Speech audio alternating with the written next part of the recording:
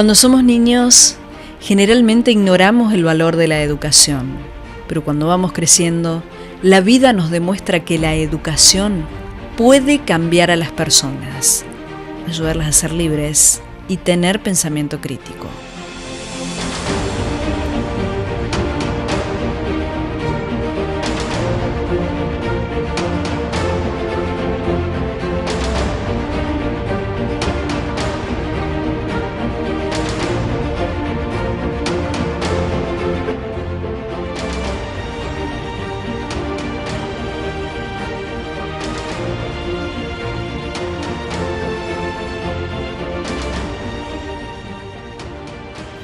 Después de mucha búsqueda, descubrí que las personalidades que cambiaron el mundo lo hicieron gracias a la educación.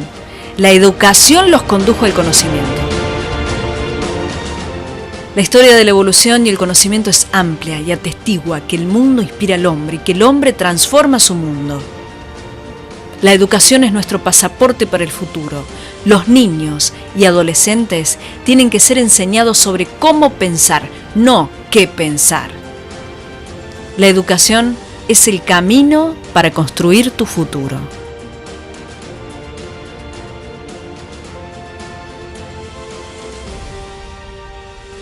Proyecto Educativo. Un espacio de Instituto Carlos Saavedra Lamas. Muy buenas noches, bienvenidos a Proyecto Educativo, este espacio del Instituto Carlos Saavedra Lamas. Hoy un tema muy interesante, en especial para los docentes, porque vamos a hablar de liderazgo emocional. Así que vamos a presentarle el tema con un tape y a la vuelta estamos con los invitados de esta noche.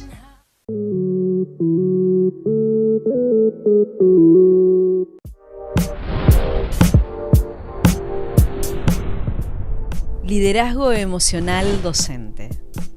¿Cómo es el mejor docente que has tenido? ¿Qué hacía en clase? ¿Cómo se comunicaba? ¿Cómo te hacía sentir? Probablemente muchas de las respuestas a estas preguntas hacen referencia a conocimientos, capacidades, habilidades y actitudes relacionadas con el desarrollo emocional. El trabajo del docente dentro del aula y en general dentro del centro educativo es un trabajo en equipo, en el que la cohesión es fundamental para lograr objetivos y producir sinergias. En esta cohesión tiene un papel esencial el docente, como líder del equipo y como modelo de referencia para los alumnos. Liderar es influir para que las personas se movilicen hacia la consecución de objetivos comunes. Un docente que ejerce bien su liderazgo comunica, motiva y moviliza, generando convicción e implicación entre los miembros del equipo, es decir, entre sus alumnos. El docente, que es un líder positivo, despierta sentimientos de respeto, de compasión, agradecimiento, libertad. En ocasiones el liderazgo se entiende incorrectamente y se ejerce en el aula con órdenes, obligaciones y castigos, con los que se pretende una actitud de obediencia en el alumnado, con la que a su vez se despierta el miedo y el odio, la tensión, la ansiedad, la frustración, el resentimiento, etc. El aprendizaje difícilmente puede ser significativo en un clima de aula donde impera este tipo de emociones, donde los alumnos se sienten obligados a realizar algo y donde no sienten implicación por lo que hacen. Sin embargo, cuando un docente entiende y ejerce positivamente su liderazgo, encausa las emociones del grupo en una dirección y moviliza lo mejor de sus alumnos, que estarán dispuestos a lograr los objetivos comunes desde la propia convicción.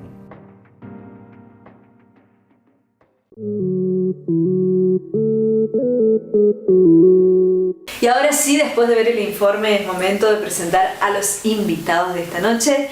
Hoy nos visita la licenciada Silvia Italiani, directora general del Instituto Dr. Alexis Carrel. Bienvenida. Así es, muchísimas gracias por la invitación, por poder compartir este espacio. Bueno, y muy buenas noches. Y también le damos la bienvenida, por supuesto, al licenciado Gonzalo Vilches, director general del Instituto Carlos Saavedra Lamas. Buenas noches. Hoy tenemos un tema muy interesante. ¿De qué hablamos cuando hablamos de liderazgo emocional? Bien, en educación es importantísimo, hemos ido escuchando el concepto de inteligencia emocional desde hace tiempo y asociado a la noción de liderazgo se trata de la figura o la persona que es capaz de gestionar con esa inteligencia emocional los vínculos, las relaciones interpersonales, cuidando el clima del espacio de trabajo, fomentando el trabajo de equipo. De eso se trata el desarrollo de un liderazgo que tenga que ver con lo emocional. No es relativamente nuevo esto, Gonzalo, ¿no? En realidad siempre fue deseable, pero la literatura empieza a desarrollar investigación al respecto y eso nos da más oportunidades de aprender cómo generarlo y construirlo y crecer en la dirección de que los liderazgos en las instituciones educativas, en los espacios escolares, en las aulas, tengan que ver con esta actitud de líder, de conductor, del que gestiona desde esta inteligencia emocional. Y esto es lo apasionante que tiene, que trabajar desde la inteligencia emocional es un trabajo que primero se hace con uno mismo, ¿no es cierto? Primero tenemos que gestionar nuestras propias emociones, al liderarnos. Comenzar por uno, ¿no? Claro, es un trabajo de comenzar por uno. Cuando yo sé que puedo manejar mis emociones, que puedo mantener el equilibrio, que puedo manejar una comunicación fluida, asertiva, empática con el otro, cuando sé que no me van a desbordar los conflictos y las distintas situaciones que se dan en todos los ámbitos laborales, entonces ahí estoy gestionando mis propias emociones y entonces estoy en condiciones de liderar al otro, ¿no?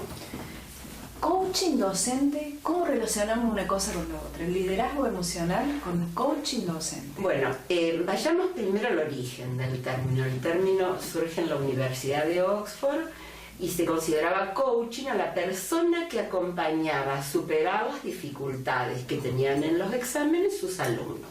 Es decir, le daban herramientas, le hacían revisar las habilidades y las debilidades y lo acompañaban a que superen los obstáculos. De ahí surge entonces la palabra coaching. Te acompaño, no te enseño, sino te doy las herramientas para que vos seas gestor de tus aprendizajes, de tus emociones, estés motivado. Desde lo humano, ¿no? Desde lo humano, exactamente.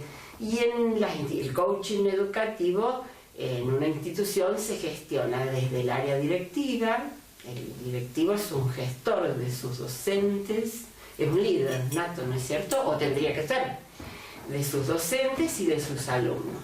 Y el docente es el gestor en el aula, ¿cierto?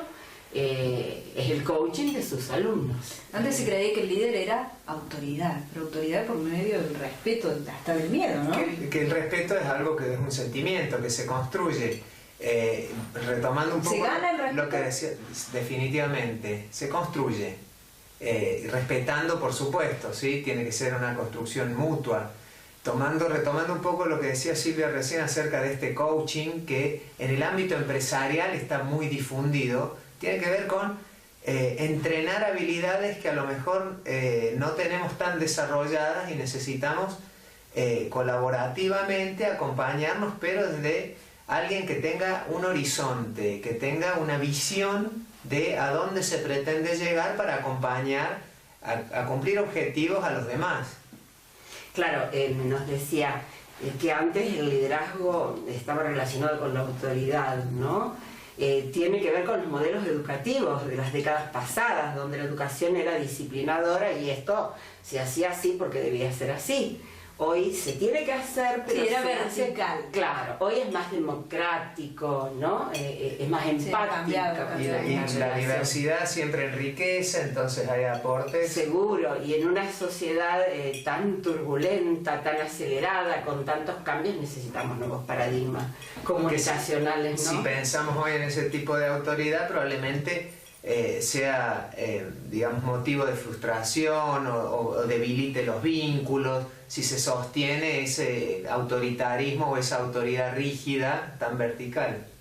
La calidad, la calidez, la comunicación fluida, amable, no tiene absolutamente nada que ver con descuidar los espacios de exigencia, de esfuerzo, de silencios propios del aprendizaje. Que yo tenga una relación empática con mis alumnos no quiere decir que van a hacer lo que a ellos se les ocurre. Sí, que eso sea motivo de anarquía o caos. Claro, al contrario, el coaching lo que tiene que intentar en esta sociedad caótica y convulsionada es que vuelvan a valorar los aprendizajes en espacios de silencio de trabajo, en espacios de compartir en equipo, ¿no? Sí, de respeto por la opinión de otros. Claro, de otra manera, de otra manera, mucho más humana, recuperar el esfuerzo tan necesario, ¿no? Porque bueno, estamos viviendo valorar al otro, ¿no? Valorar al otro, sí. Si hablamos de coeficiente emocional, siempre se habló de coeficiente intelectual. Ahora se habla de coeficiente emocional. Leía varios autores de la universidad de Estados Unidos, hay muchos, hay 4 o 5 que aparecen ahí en un curso que estoy haciendo justo en este momento. Da la casualidad que estoy... Está todo fresquito. Así, fresquito. Estoy trabajando esto del neuroliderazgo educativo, ¿no? Entonces decía, cuando nosotros tomamos decisiones, el 20% las hacemos con el coeficiente intelectual, el 80% las hacemos con el coeficiente emocional. Fíjense si son importantes las emociones en esto de fundamental. Fundamental. Así que bueno. De la toma de decisiones, de la construcción colectiva que mencionábamos hace un ratito, requiere interpretar las emociones del otro, gestionar las propias, y si bien el coeficiente intelectual se ha medido y hay test desde hace mucho tiempo que ponen el acento en estas cuestiones cognitivas, en la memoria, en la capacidad de resolver problemas lógicos y demás, el coeficiente emocional, digamos, tiende a crecer en la resolución de otro tipo de problemas, de situaciones conflictivas que se presentan, de vínculos interpersonales que requieren intervención, y con la inteligencia o el coeficiente intelectual no alcanza. Se requiere desarrollar y crecer en este coeficiente emocional. Claro, vos lo decías bien, los test que antes nos medían, ¿no? Lo que era el coeficiente intelectual, hoy la tecnología, entre ellos una resonancia magnética, te está midiendo cómo las emociones alteran cierta parte del cerebro. Evidentemente que todos nos desacomodamos en todos los momentos. Pero antes no se tenía en cuenta eso. Es una tendencia que va en esa línea, porque también es posible hoy entender qué activa en nuestro cerebro el miedo o una situación de preocupación o un estímulo placentero, y se puede educar eso. Las neurociencias nos van abriendo un universo. Incluso aprendemos y recordamos desde las emociones. Desde las emociones, claro que sí. Por eso es tan importante, ¿no? Sí, sí. Si hablamos de liderazgo en educación, ¿de qué estamos hablando? El liderazgo en educación lo podemos ubicar en 3 frentes. Desde el liderazgo directivo, que es el que lleva a cabo las acciones ejecutivas para que la institución funcione, ande. El liderazgo docente frente a su grupo clase. Frente a su grupo clase y a su grupo, ¿no? Equipo, y bueno, sí, doble trabajo. De todos modos, se puede incluir en esa cuestión del liderazgo educativo las interacciones con las familias que forman parte del colectivo institucional, que son parte de la familia, y ahí también tenemos docentes, alumnos, papás. Implica poder liderar y convencer y conquistar con un proyecto claro, a que la familia se sume y participe, a que el resto de los docentes se involucren con un fin común. El liderazgo educativo en otras instituciones educativas que no son solo las escolares, también un requisito para que marche. Claro. En nuestras escuelas circulan 2 tipos de competencias, las competencias cognitivas y las competencias socioemocionales. Si tenemos carencia en las competencias cognitivas, vamos a tener un fracaso académico. Si tenemos carencias en las competencias socioemocionales, vamos a tener conflictos, vamos a estar desbordados, vamos a tener un aula inmanejable. Ambas se tienen que complementar, ambas hacen el currículum. Estamos hablando de educación integral, de educación holística. Eso es justamente, no solo tener en cuenta la parte cognitiva, sino tener en cuenta la parte afectiva. ¿Y es simple esa tarea? ¿Cómo manejamos liderazgo sin que haya imposición? Se lo pregunto a usted porque son 2 directores. Complicado. ¿Cómo hacemos con el cuerpo docente? A veces se puede. Sin nada de imposición. No siempre se puede. Los límites son constitutivos, son necesarios. Somos hijos del rigor. Hay marcos normativos que implican nuestra responsabilidad pedagógica, nuestra responsabilidad civil frente a la institución, y eso cotidianamente nos desafía. A veces nos sale mejor, otras veces cuesta un poco más. Bueno, para mí es apasionante. Sin duda. Yo me enganché. Es un desafío permanente, sí, ¿no? Sí, pero bueno, realmente yo lo acepto gustosa, ¿no? Porque además es una oportunidad única. Sí. Y es lo hermoso de educar, lo hermoso de estar en el aula, dicen que no enseñamos, ¿no? Que ayudamos a crecer en esto de educar, a que cada uno desarrolle sus potencialidades. No es fácil, pero todos podemos acceder. Creo que es una movilización personal. Llegar a educarnos emocionalmente es una tarea personal autorreflexiva primero. Nos tenemos que dar cuenta que hay cosas que nos descontrolan, que nos superan, observarnos, ver qué me desborda y empezar a trabajar. A lo mejor ese pequeño punto, todos tenemos nuestros ritmos. Stephen Covey, el autor de 7 hábitos de las personas altamente eficientes, dice: propóngase 1 o 2 objetivos por año de conductas que uno quiera cambiar en su personalidad. Entonces, de a poco uno lo va logrando. En la medida en que vamos teniendo conquistas sobre, digamos, la gestión de nuestras emociones, vamos sintiendo satisfacciones personales que las vamos a llevar a la familia y las vamos a llevar al ámbito laboral, obviamente. La gente que promociona esto de coaching, de gestión de las emociones, dicen que es pro salud, ¿no? Que tiene que ver con... Pero empieza con una introspección profunda, empezar a entender en qué tengo cierta fortaleza y qué me falta, en qué tengo que crecer. Seguro. Es una construcción también. Permanente, es que el ser humano está permanentemente en construcción. Por más que nos hayamos retirado del aula. Hablábamos el viernes, esto de que por más que sigamos aprendiendo, es tanto más lo que todavía no sabemos, que eso tiene que ser motor para seguir aprendiendo. Seguro. Y creo que eso es lo apasionante de ir descubriendo día a día cosas nuevas en nuestra construcción como seres humanos, ¿no? Incluso está comprobado que se trabaja mejor en un ambiente cálido, de respeto, de valoración, que en un ambiente, no sé, de hostigamiento. Adhiero totalmente. Y que los niños van a aprender mejor y van a aprender más y van a aprender con más profundidad y van a desarrollar habilidades sociales más útiles en un clima amigable, respetuoso, empático, es crucial. Sí, con una comunicación, ¿no?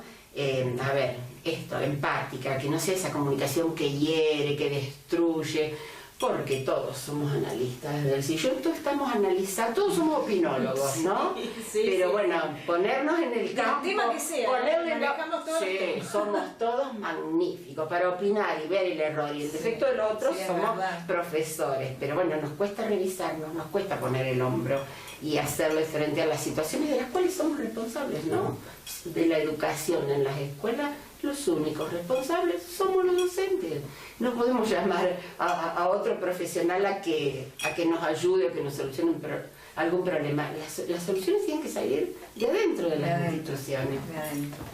Yo los invito a que vayamos a un breve corte, muy interesante la charla, y en un momentito continuamos con más. Vamos a un corte, enseguida regresamos con más proyecto educativo.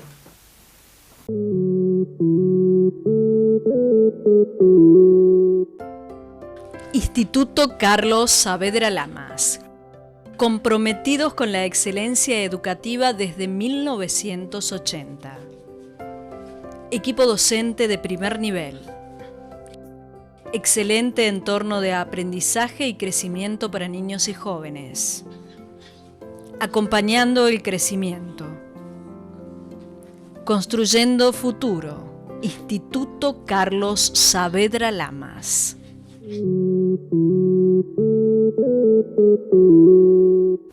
Continuamos con más proyecto educativo. El tema de hoy, liderazgo emocional. Cuéntenme un poquito, ¿qué debe reunir un líder educativo? Ustedes son 2 líderes. ¿Qué debe reunir? ¿Será? Por supuesto. Bueno, gracias. En principio, entre tantas cosas que se podrían pensar, una de ellas es que tiene que conocer su función y conocer el espacio en que se desarrolla. Y para mí es central que sea una persona optimista, que sea capaz de tener sentido del humor. Así como punto número 1. Entre tantos, pero me parece que un líder emocional, un líder educativo tiene que tener claridad en sus objetivos, conociendo su rol, y tiene que tener optimismo, confianza en que las cosas son posibles. Tiene que creer en eso para poder motivar a que el resto se sume a la propuesta, en que las cosas pueden construirse, pueden modificarse, pueden mejorar, y ese optimismo es necesario. Contagiarlo, ¿no? Claro, bueno, y yo soy fanática, no sé si lo dice algún autor, pero yo opino, y lo vuelvo, ya creo que es la 3ª vez que lo digo, que para mí es fundamental trabajar la comunicación. La calidad de la comunicación que usamos, cómo nos dirigimos con nuestros colegas, con nuestros compañeros, con nuestros docentes, en el caso de los directivos, o con nuestros directivos, en el caso nuestro, el docente cómo se dirige, se comunica con el papá, con la familia, cómo se comunica con sus alumnos, es fundamental. Creo que donde hay fallas en la comunicación... Respeto, buen trato, pero cordialidad. totalmente. Yo creo que si yo respeto, no puedo recibir otra cosa más que respeto. Por ahí pasa, ¿no? Hacer este trabajo, digamos, de las emociones, porque estamos hablando de gestionar nuestras propias emociones, ¿no? Saber distinguir cuando no estamos bien, cuando hemos sido superados por alguna cuestión, por algún conflicto, cuando vivimos situaciones personales de angustia, de tristeza, ¿quién no? Sí, sí. Como preocupación. Es la vida, seguro, es la vida. darme cuenta que estoy entrando en esa emoción, que sé que si la sostengo en el tiempo no va a ser saludable para nadie. O que Entonces, a lo mejor en esas circunstancias no es oportuno tomar ciertas decisiones totalmente, y encontrar el momento oportuno. Totalmente. Yo siempre le decía a mis docentes, cuando hay un conflicto a las 12 menos 10, no hagan quedar al chico ni al padre, el conflicto no se puede resolver a esa hora, porque estamos muy sobre la hora. Es más, si dejamos de cantar las emociones, ¿no? Toda la carga emotiva que a veces nos genera una cuestión, y al otro día a las 8 de la mañana charlamos sobre el conflicto que se generó, sobre el problema, lo vamos a hacer distinto, nos vamos a distanciar. Se va a resolver de otra manera. Sí, ¿no? yo creo que se evitarían un montón de conflictos si aprendemos a, mira, mañana a primera hora ingresamos, bueno, aprender esto de respetar los tiempos, sí, los tiempos y las emociones de cada uno, ¿no? Porque también tenés que entender que a veces nos desbordamos y con justa razón. Y esto es lo que tenemos que aprender a gestionar. Evitar la mayor cantidad de desbordes posibles. Y bueno, esto que decía Gonzalo, ¿no? Tener esta mirada positiva que motive al otro. O la coherencia. Bueno, ni hablemos, no puedo predicar algo que no lo pueda llevar a cabo. Si lo mío no es testimonial, que estamos en esto, si no salimos del margen del testimonio. Si yo pido una puntualidad de la que no soy capaz. No, bueno, claro. entonces quiere decir Sí. que es un punto Predicar todavía con el débil. ejemplo también, ¿no? Claro, es un punto débil en mí que tengo que seguir trabajando, que todos tenemos puntos débiles. Hablábamos recién, somos sujetos en construcción y todos tenemos que seguir trabajando sobre las debilidades que tenemos, ¿no? En nuestras casas, con nuestra familia, en la sociedad, en el ámbito laboral. En general hay gente que de alguna manera innata, hablando de la inteligencia emocional, tiene destrezas o habilidades o ha crecido o en sus ámbitos de formación iniciales ha podido construir herramientas centrales para la inteligencia emocional, pero que alguien de momento no haya potenciado su máximo de inteligencia emocional no quiere decir que no pueda lograrlo con el acompañamiento apropiado y no pueda modelar lo que decía Silvia, que nos pasa a todos, estamos en construcción.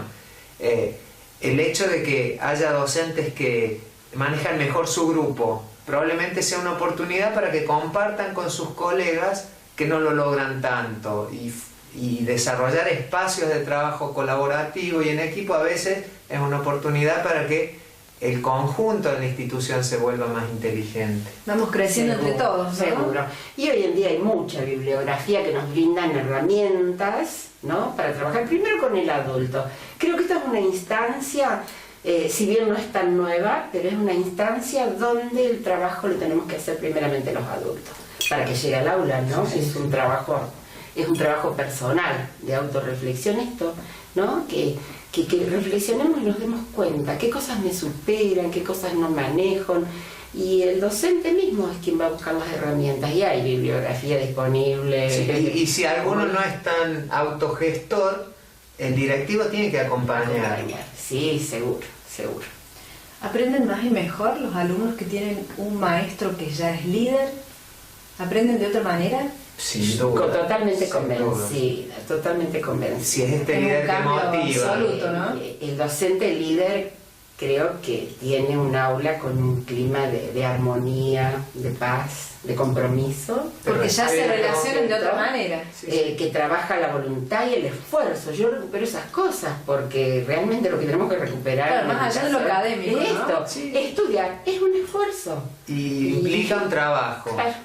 Que necesita el orden, como decíamos hace un momento, que no necesariamente es la rigidez de la estructura, puede ser un orden en rondas, en grupos, pero un trabajo ordenado, que se planifique, que tenga metas claras, criterios claros.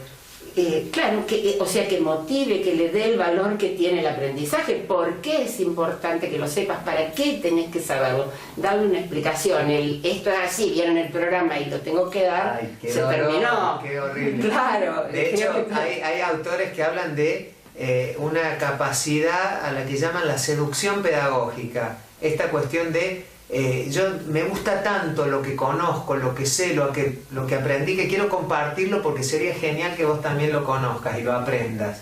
Y desde ese lugar un docente puede liderar aprendizajes que lo superen, que lleven a los estudiantes a buscar más allá de la tarea asignada. Y cómo tenemos que trabajar nuestras emociones cuando por ahí tenemos un tema que como docentes no es nuestro fuerte, no nos apasiona, pero no le puedo ir a decir al chico esto, ¿no? Ahí tengo que trabajar mis propias herramientas motivacionales para poder volcar en el aula el optimismo y el valor por ese aprendizaje. Motivarlos, básicamente sería motivarlos, la motivación, ¿no? Y la confianza en que pueden aprender, que en algunas oportunidades se subestima o se reduce la profundidad de un conocimiento, y hay chicos que pueden deslumbrarnos haciendo producciones extraordinarias si reciben el acompañamiento. Confiar en que pueden aprender. Seguro, que cada uno pueda desarrollar al máximo sus potencialidades a su ritmo, ¿no? Sí, sí, porque también con sus tenemos tiempos, que ver con su proceso. Claro, tenemos,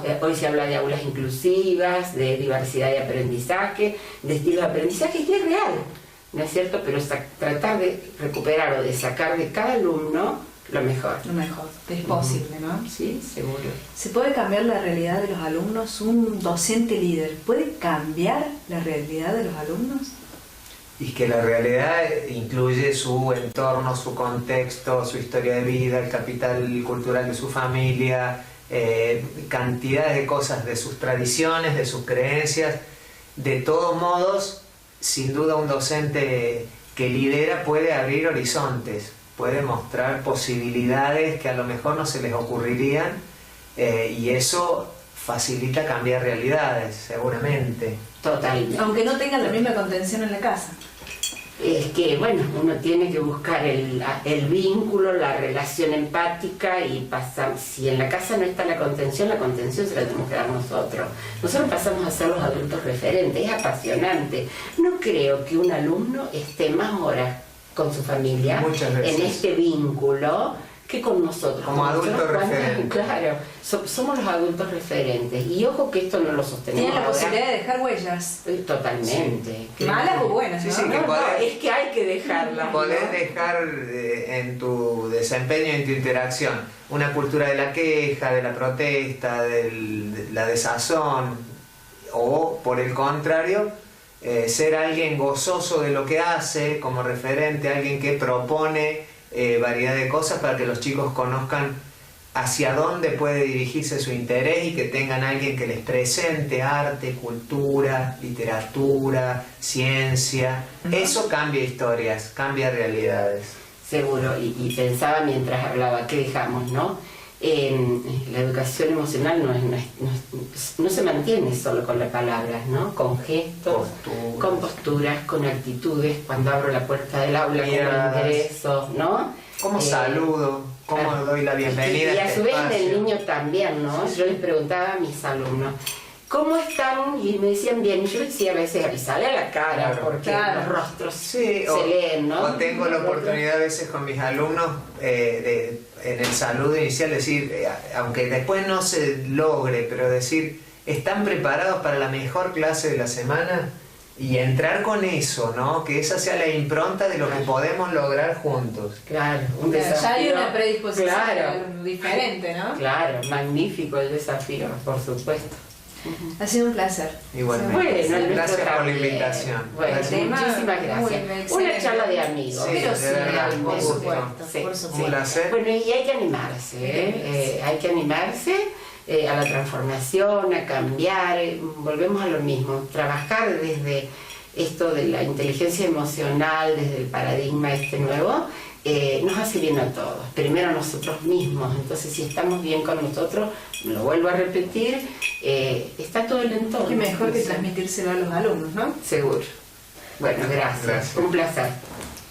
De esta manera nos despedimos del proyecto educativo. Hasta la próxima edición. Esto ha sido un espacio del Instituto Carlos Saavedra Lamas.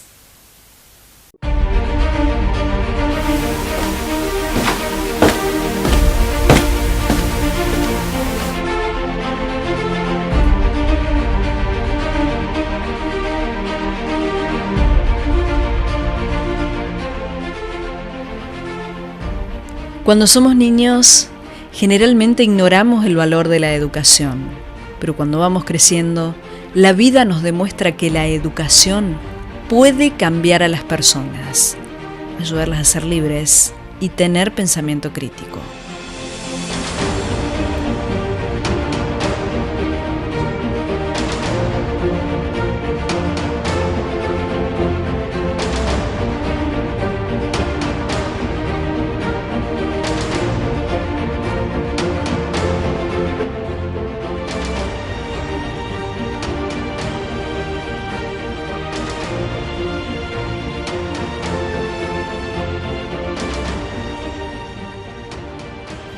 Después de mucha búsqueda, descubrí que las personalidades que cambiaron el mundo lo hicieron gracias a la educación.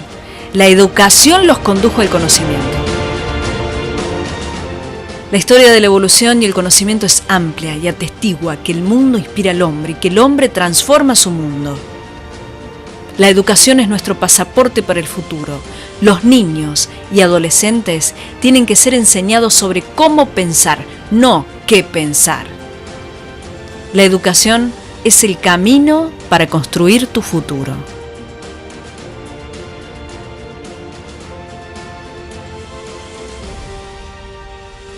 Proyecto Educativo. Un espacio de Instituto Carlos Saavedra Lamas.